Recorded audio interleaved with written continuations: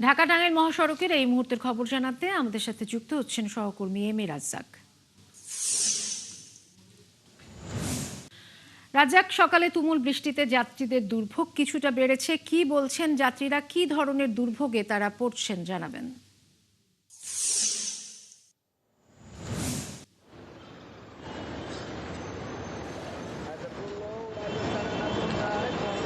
বুশরা, গভীর রাত থেকেই ঢাকা টাঙ্গাইল যমুনা সেতু মহাসড়কে যারা ঈদে ঘরে ফিরছেন তাদের চরম দুর্ভোগ পোহাতে হয়।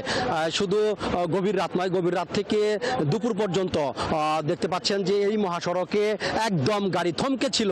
আর থমকে থাকা গাড়ির যাত্রী এবং যানবাহনের চালক যারা রয়েছেন তারা একেবারেই অস্বস্তির মধ্যে পড়েন, চরম দুর্ভোগের মধ্যে পড়েন। এই দুর্ভোগের আসলে শেষ কবে, এটি কিন্তু অনেক আগে থেকেই প্রশ্ন শুরু হয়েছিল।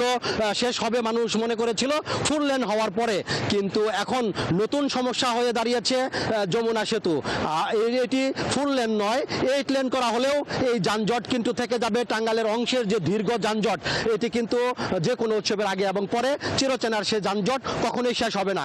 এই সড়ক ধরে যারা চলাচল করে নিয়মিত এবং যানবাহনের চালক এবং অভিজ্ঞ জনেরা যারা রয়েছেন তারা বলছেন এটি যদি সেতুকে চওড়া না করা হয় অথবা আরেকটি যমুনা সেতু না করা হয় তাহলে এই যানজট কখনোই থামবে না।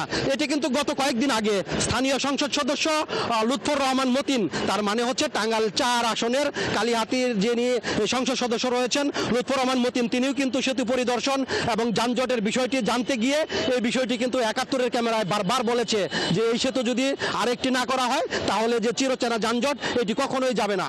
অতএব এই যে মহাসড়ক ধরে যানবাহনে চলাচল করা যাত্রীদের দুর্ভোগ, এটি যদি লাঘব করতে হয় তাহলে অবশ্যই এই যমুনা সেতু দুটি অথবা এই সেতুটি আপাতত চওড়া করতে হবে।